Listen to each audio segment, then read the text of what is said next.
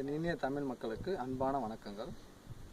நமது Panchabhuta martial arts academy of India மூலமாக இப்போ வர்மக்கலை பயிற்சி முறைகள் சொல்லிக் கொடுக்க போகிறோம். எனக்கு வர்மக்கலை பயிற்சி அளித்த என்னுடைய குருமார்கள் ஐயா ராஜேந்திர ஐயா அவர்களுக்கும், கன்னியாகுமரி மாவட்டத்தில் சேர்ந்த குருமார்கள் அவர்களுக்கும் என்னோட மனமார்ந்த நன்றி முதல்ல தெரிவிச்சுக்கிறேன். இப்போவும் வர்மக்கலை பயிற்சி அவங்ககிட்ட பயின்றுக்கிட்டு இருக்கிறேன். இன்றைக்கி நம்ம வர்மக்கலையில் என்ன சொல்லிக் கொடுக்க போகிறோம் அப்படின்னா, வர்ம யுக்திகள் அப்படின்னா, இப்போ கையை பிடிக்க வராங்க, அவங்கக்கிட்ட இருந்து எப்படி விலகி போகிறது, எஸ்கேப் ஆகிறது அப்படின்னு ஆங்கிலத்தை சொல்லுவோம். அதை எப்படின்னு நம்ம மாணவர்கள் முன்னாடி இப்போ செஞ்சு காட்ட போகிறேன்.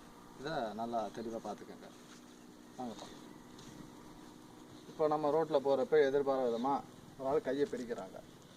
இப்போ கையை பிடிச்சிட்டாங்க, அவங்க பிடிச்சிருக்கிறதும் வலது கை, நம்ம பிடிச்சிருக்கிறதும் வலது கை. அப்படி இருக்கிறப்ப இவங்க எவ்வளோ தான் ஸ்ட்ராங்காக பிடித்தாலும் இந்த உறுப்புகள் கையிலேருந்து இந்த பாகம் தோள்பட்டை வரைக்கும் கடினமாக இருக்கும், அசைக்க முடியாது. ஆனால் அந்த தோள்பட்டை பாகத்தை என்றைக்குமே உறுதிப்படுத்துறதுக்கான கஷ்டமான முறை. அப்படி இருப்ப இப்படி வளைக்கிறப்போ அந்த பாகம் மட்டும் வளையும். ஆகையால் நம்ம இப்படி சுற்றி இப்படி எடுக்கலாம். இதை விட இன்னொரு எளிமையான முறை என்னென்னா, இப்படி என்றைக்குமே பிடித்திருக்காங்க அப்படின்னா, இந்த 4 விரல், இந்த சைடு 4 விரல் இருக்குது, இந்த கீழ்பாகமாக 2 விரல் இருக்குது. நம்ம 4 விரல் இருக்கிற சைடை விட இந்த 2 விரல் இருக்கிற சைடு பக்கமாக எடுத்துடலாம். இது எடுக்கிற முறை. பூட்டு பிரிக்கிறதுன்னு சொல்கிறது. பூட்டு போடுறது அப்படின்னா இவங்களை பூட்டுன்னு லாக் பண்ணுறது. அவங்களை அடுத்து எதுவும் பண்ண முடியாமல் லாக் பண்ணக்கூடிய விஷயம்தான். இப்போ பிடித்துட்டாங்க, பிடித்தவனை இந்த பாகங்கள் டைட் ஆகிடுச்சு. ஆனால் இந்த தோள்பட்டை பாகம் அவங்களுக்கு உறுதி இல்லாத நிலையில் இருக்குது.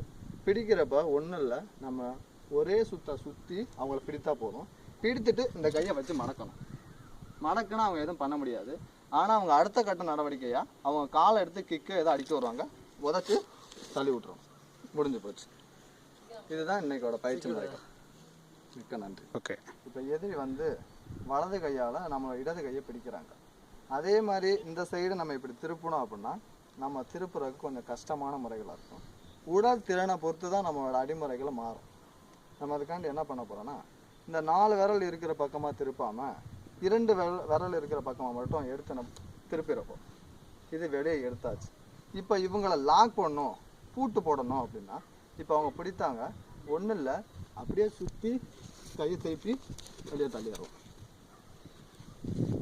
இப்போ நம்ம இன்னைக்கு எடுத்த பாடமுறைகள் என்ன அப்படின்னா, வலது கையில் பிடிக்க வராங்க, வலது கையில் பிடிக்க இப்படி சுற்றி அவங்க கீழே தள்ளலாம். அதுக்கு அடுத்ததான் இடது கையில் பிடிக்கிறாங்க வலது கையால், அதே மாதிரி சுற்றி மேலே ஏற்றி அப்படி கீழே தள்ளி விட்டுறலாம். இன்றைக்கி இதுதான் பார்த்தோம்.